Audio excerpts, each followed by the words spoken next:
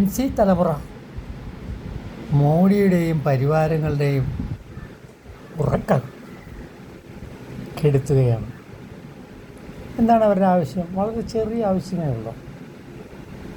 എല്ലാ പരീക്ഷകളെയും നോക്കുകുത്തിയാക്കി, നീറ്റ് പരീക്ഷയെ അതുപോലെയാക്കി, നീറ്റ് പരീക്ഷയുടെ ചോദ്യപേപ്പറുകൾ വിറ്റ് പൈസ ഉണ്ടാക്കി, അങ്ങനെയൊക്കെയുള്ള കുറേ കാര്യങ്ങൾ ചെയ്ത് അതിൻ്റെ നിരാശരായ യുവജനങ്ങളിൽ ഒരുപാട് പേര് ആത്മഹത്യ ചെയ്തു.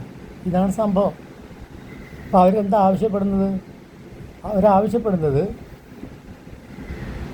ഇതിനുത്തരവാദിയായിട്ടുള്ള വിദ്യാഭ്യാസ മന്ത്രി ധർമ്മേന്ദ്ര പ്രധാൻ രാജിവെക്കണമെന്നുള്ളതാണ്. എന്നിട്ട് അതിന് ചെവി കൊടുക്കുന്നുണ്ടോ നമ്മുടെ പ്രധാനമന്ത്രി? ഇല്ല. അദ്ദേഹം ചെവി കൊടുക്കുന്നില്ല എന്ന് മാത്രമല്ല, കേട്ടതായി പോലും ഭാവിക്കുന്നില്ല. മണിപ്പൂരിൽ എങ്ങനെയാണോ ചെവി കൊടുത്തത്, കർഷക സമരത്തിന് എങ്ങനെയാണോ ചെവി കൊടുത്തത്, അതുപോലൊക്കെ തന്നെയാണ് മോഡി ഇക്കാര്യത്തിൽ പെരുമാറുന്നത്. അവസാനം അദ്ദേഹത്തിന് മനസ്സിലായി തുടങ്ങി കേട്ടോ. അതെന്താ? നഡ്ഡയെ വിട്ടു ആരുടെ അടുത്തേക്ക്? സമരം ചെയ്യുന്നവരുടെ അടുത്തേക്ക്. എന്തുകൊണ്ട് പഴയതുപോലെ അത് പിന്നെ ശൗര്യം ഫലിക്കുന്നില്ല എന്ന് അദ്ദേഹത്തിന് മനസ്സിലായി. എങ്ങനെ മനസ്സിലായി? താൻ സാധാരണ ഇറങ്ങിപ്പോകുന്ന ഗേറ്റിൻ്റെ അവിടം വരെ ജെൻസി പിള്ളേർ സമരവുമായിട്ടെത്തി. രാഹുൽ ഗാന്ധിയും പരിവാരങ്ങളും അവർക്ക് പിന്തുണയുമായിട്ട് വരുന്നു. അങ്ങനെ ഇനി ജനപിന്തുണ കൂടുകയാണ്. അപ്പോൾ ഇത് താൻ പിടിച്ചാൽ പിടികിട്ടാത്ത സ്ഥലത്ത് എത്തിയിരിക്കുന്നു കാര്യങ്ങളെന്ന് അദ്ദേഹത്തിന് മനസ്സിലായി. ഇപ്പോൾ അദ്ദേഹത്തിന് തൻ്റെ പോലീസിനെയും സംശയമാണ്.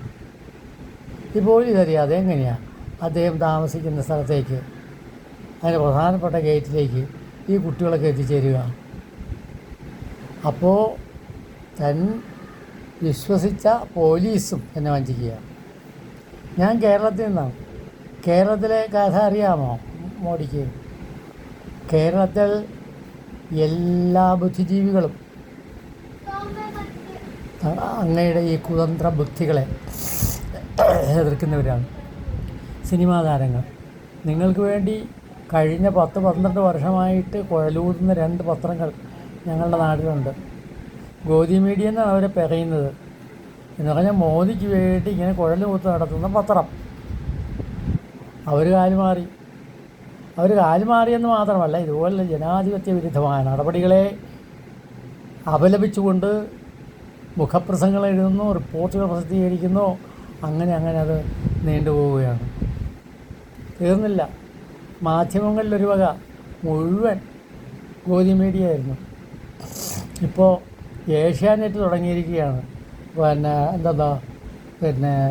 മോഡിയെ മൂലയ്ക്കിരുത്താൻ വേണ്ടിയുള്ള ശ്രമങ്ങൾ. അവർ ഇന്ത്യൻ മഹായുദ്ധം പ്രസിദ്ധീകരിക്കുന്നു, സർജിക്കൽ സ്ട്രൈക്ക് പറയുന്നു, കവർ സ്റ്റോറി പറയുന്നു.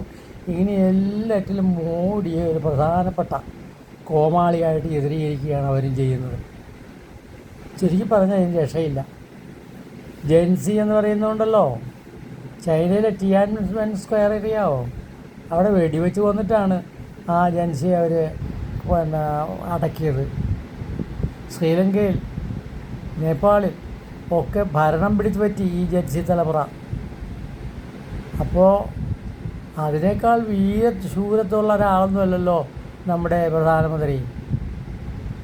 അദ്ദേഹത്തിന് അറിയാവുന്നൊരു തുറുപ്പ് ചീട്ടുണ്ട്. അതെന്താ? തീവ്ര ഹിന്ദുത്വം പ്രചരിപ്പിച്ചുകൊണ്ട് തീർച്ചയായും പിടിച്ചു നിൽക്കാം. അതിന് ജനങ്ങൾക്ക് വേണ്ടി കാര്യമായിട്ടൊന്നും ചെയ്യണമെന്നില്ല. പകരം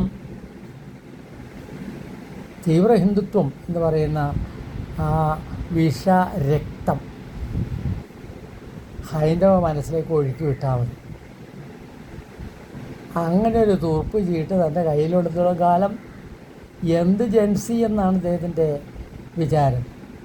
ജെൻസിക്ക് ഹിന്ദുവെന്നോ ക്രിസ്ത്യാനിയെന്നോ മുസ്ലിമെന്നോ ഉള്ള വകഭേദമൊന്നുമില്ല. എല്ലാവരും അതിനകത്തുണ്ട്. ഈ ദീപിക തന്നെ എങ്ങനെയാണ്? അദ്ദേഹം ദളിതാണ്. മോഡിയെപ്പോലെ ഇടയ്ക്ക് വെച്ച് പിന്നോക്കക്കാരനായ ആളല്ല. ഇച്ചിരി വിദ്യാഭ്യാസമുള്ള ആളാണ്. മോദിക്ക് അതുമില്ല. അപ്പോൾ ചുരുക്കി പറഞ്ഞാൽ സംഭവം സ്വല്പം ഗൗരവതരമായിട്ടുള്ള കാര്യമാണ്. നഡ്ഡാജി പോയതുപോലെയല്ല, അടുത്ത ആരെയൊക്കെ ഇനിയിപ്പോൾ അയക്കുന്നുണ്ടെന്നാണ് കേട്ടത്. പാർലമെൻറ്റിൽ തീർച്ചയായും പ്രതിഫലനം ഉണ്ടാകും. ഇന്നലെ ഞങ്ങൾ രാഹുൽ ഗാന്ധിയെ തള്ളിമറിച്ചിട്ട് അദ്ദേഹത്തിൻ്റെ മൂക്കിൽ കോലോ എന്തോ കൊത്തിക്കയറ്റി രക്തം വരുത്തിയതായിട്ട് അറിഞ്ഞു. അതിൻ്റെ പടം ഞങ്ങളുടെ നാട്ടിലെ പത്രങ്ങളിലുണ്ട്.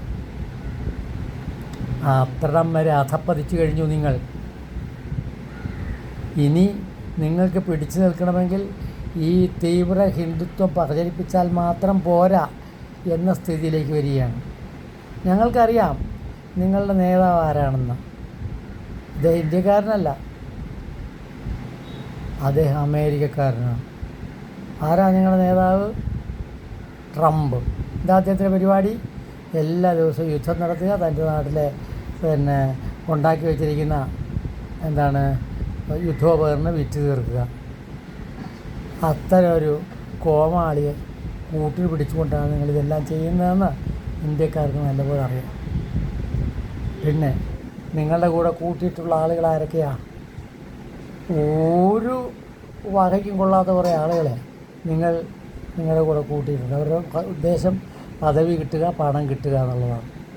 മറ്റു പാർട്ടികളിൽ അങ്ങനെയുള്ള ആളുകളുണ്ടെങ്കിൽ അവരെ കൂട്ടിയിട്ടാണ് നിങ്ങൾ ഇപ്പോൾ പാർട്ടി പ്രവർത്തനം എന്ന് പറയുന്നത്.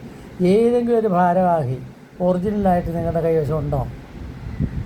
അവിടെ കുറേ ആരിഫ് മുഹമ്മദ് ഖാൻമാരുണ്ട്, കുറേ അനിൽ ആൻ്റണിമാരുണ്ട്, അങ്ങനെയൊക്കെയല്ലേ. പിന്നെയുണ്ട് ഇഷ്ടം പോലെ സാധനങ്ങൾ. കോൺഗ്രസിൽ നിന്ന് എങ്ങനെയെല്ലാം ആളുകളെ പണം കൊടുത്ത് ചാക്കിലാക്കി കൊണ്ടുപോരാമോ അതെല്ലാം നിങ്ങൾ ചെയ്തിട്ടുണ്ട്. ചുരുക്കി പറഞ്ഞാൽ ഭരണം നിലനിർത്തുന്നതിന് വേണ്ടി പണം ഉണ്ടാക്കുക, പണം ഉണ്ടാക്കി കഴിഞ്ഞാൽ ആ പണം ഉപയോഗിച്ച് മറ്റുള്ള ആളുകളെ കൂടെ കൂട്ടുക. ഈ ഒരു പരിപാടിയിൽ മാത്രമാണ് നിങ്ങൾക്ക് ശ്രദ്ധയുള്ളത്. ഇലക്ഷൻ കമ്മീഷനെ പരിധിയിലാക്കി ഒരുപാട് കുഴപ്പങ്ങൾ ചെയ്ത് നിങ്ങൾ അധികാരത്തിൽ തുടരുകയാണ്. ഇനി അത് തുടരാമെന്ന് തീർച്ചയായും മോഡി വിചാരിക്കേണ്ട. അദ്ദേഹത്തിന് പിന്തുണ കൊടുക്കുന്ന പദവിയും സ്ഥാനമായും ഒക്കെ കൊണ്ട് കോൺഗ്രസിൽ നിന്നും മറ്റു പാർട്ടികളിൽ നിന്നുമൊക്കെ അങ്ങോട്ട് ചേക്കേറിയ ആളുകളും വിചാരിക്കണ്ട. ഇത് യഥാർത്ഥത്തിൽ നാളത്തെ പ്രധാനമന്ത്രി നമ്മൾ കണ്ടെത്തിക്കഴിഞ്ഞിരിക്കുകയാണ്. അതാണ് അഭിജിത്ത് ദിപ്കെ. തീർച്ചയായും ഇന്ത്യക്ക് ഒരു വാഗ്ദാനമാണ്. അദ്ദേഹം ഈ കാര്യങ്ങളെല്ലാം നടത്തിയിട്ട് പിന്മാറും എന്ന് വിചാരിക്കുന്നു.